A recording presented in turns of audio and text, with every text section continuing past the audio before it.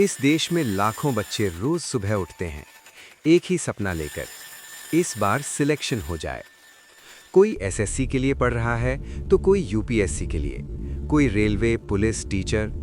दिन रात मेहनत, नोट्स, टेस्ट, फेलियर्स, और फिर भी रिजल्ट के दिन सिर्फ एक लाइन, नॉट सिलेक्टेड। कुछ बच्चों का हो जाता है, उनकी मेहनत रंग लाती है, और बिल्कुल सही बात है, उन्हें रिस्पेक्ट मिलनी चाहिए। लेकिन बहुत सारे बच्चे ऐसे भी हैं जो उतनी ही मेहनत करते हैं, कभी कभी उससे भी ज्यादा, फिर भी सिलेक्शन नहीं होता। क्योंकि सच ये है, ये सिर्फ मेहनत का एग्जाम नहीं, ये लक, टाइमिंग, सीट्स और सिस्टम का भी एग्जाम है। जब सपना बोझ बन जाता है, धीरे धीरे प्रेशर बढ़ता है।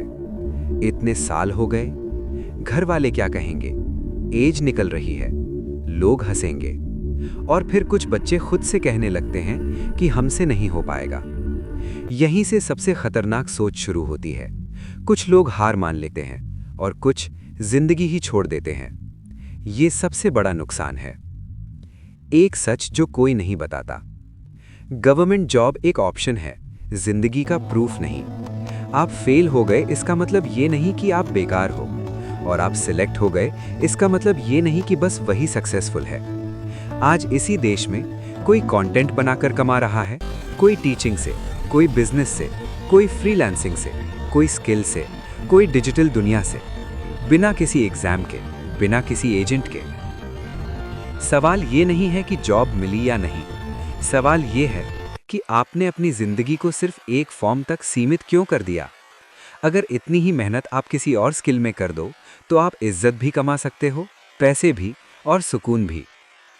आखिरी बात, सबसे जरूरी, अगर आप पढ़ रहे हो, पढ़ना छोड़ो मत, लेकिन अपनी जिंदगी को एक ही दरवाजे से बंद मत करो। और अगर आज मन टूट रहा है तो याद रखो, आप कामयाब होने के लिए पैदा हुए हो, बस रास्ता शायद अलग हो। जिंदगी एग्जाम्स से बड़ी है, और आपकी जान किसी भी जॉब से ज्यादा कीमती है।